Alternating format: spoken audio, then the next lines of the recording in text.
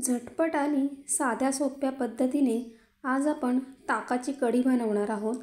तर बनवायला देखील सोपी आहे आणि खूप कमी साहित्य लागतं.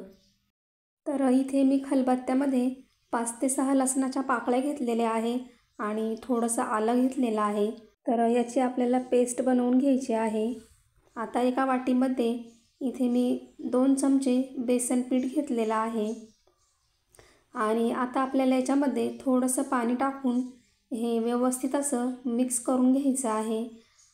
व्यवस्थित मिक्स केल्यावर त्याच्यामध्ये गठुळे राहत नाही आणि जर आपण ताकामध्ये किंवा दह्यामध्ये कोरडं बेसन पीठ टाकलं तर त्याच्या गठुळ्या देखील होतात आणि नंतर बराच वेळ जातो गठुळ्या मोडण्यासाठी.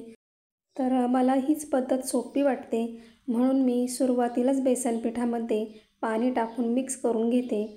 तर आता इथे मी अर्धा लिटर ताक घेतलेलं आहे. जर तुम्ही ताकाच्या ऐवजी दही वापरणार असेल तर मिक्सरच्या भांड्यामध्ये दही आणि पाणी मिक्स करून मिक्सरमध्ये थोडंसं फिरवून घ्या आणि आता याच्यामध्ये आपण पाव चमचा हळद टाकणार आहोत आणि एकदा हे व्यवस्थित असं मिक्स करून घेऊया म्हणजे कढीला छान असा कलर देखील येतो. आता याच्यामध्ये बेसन पीठ आणि पाणी आपण मिक्स करून ठेवलेलं मिश्रण टाकून घेऊया आणि व्यवस्थित असं पुन्हा एकदा आपण मिक्स करून घेऊया. जर तुम्हाला कढी घट्ट आवडत असेल तर तुम्ही 2 चमच्यांऐवजी 2.5 चमचे बेसन पीठ देखील वापरू शकता. आता कढईमध्ये 2 चमचे तेल घेतलेलं आहे आणि तेल थोडंसं गरम झाल्यावर याच्यामध्ये मी पाव चमचा मोहरी टाकलेली आहे आणि पाव चमचा जिरे टाकलेले आहे. तर जिरे मोहरी छान तडतडले की याच्यामध्ये आपण हिरव्या मिरच्या टाकायच्या आहे. तर साधारण ह्या 3 ते 4 हिरव्या मिरच्या आहेत आणि आपल्याला हे 2 मिनिटांसाठी तेलामध्ये परतवून घ्यायचं आहे म्हणजे मिरच्यांमधला हा कच्चेपणा हा निघून जाईल. तिखट तुम्ही तुमच्या आवडीनुसार कमी जास्त करू शकता. आता याच्यामध्ये आपल्याला आलं लसूण पेस्ट टाकून घ्यायची आहे आणि हे देखील आपल्याला 1 मिनिटांसाठी मंद आचेवर परतवून घ्यायचं आहे. तर याच्याऐवजी तुम्ही मिक्सरमध्ये आलं लसूण आणि हिरवी मिरची याची पेस्ट बनवून जरी घेतली तरीही चालेल. आता याच्यामध्ये कढीपत्ता टाकून घेऊया आणि आता आपल्याला काही सेकंदांपुरताच हा कढीपत्ता परतवून घ्यायचा आहे.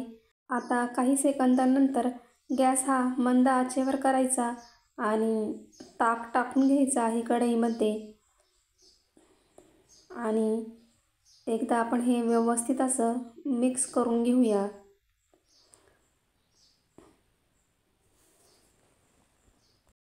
आता आपल्याला गॅस हा मोठा करून याला एक उकळी आणून घ्यायची आहे. तर तुम्ही बघू शकता याला उकळी आलेली आहे.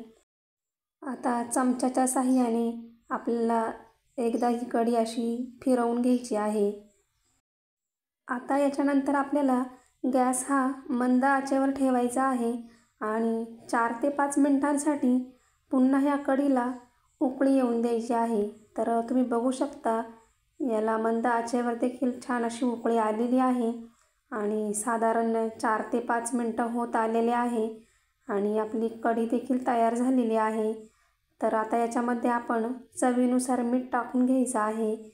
तर तुमच्या लक्षात आलं असेल की आपण मीठ हे शेवट टाकलेलं आहे आणि मीठ शेवट टाकल्याने कढी ही फुटण्याची शक्यता कमी असते आणि याच्यावर आता आपण थोडीशी कोथिंबीर टाकून घेऊया. तर छान अशी आपली कढी तयार झालेली आहे.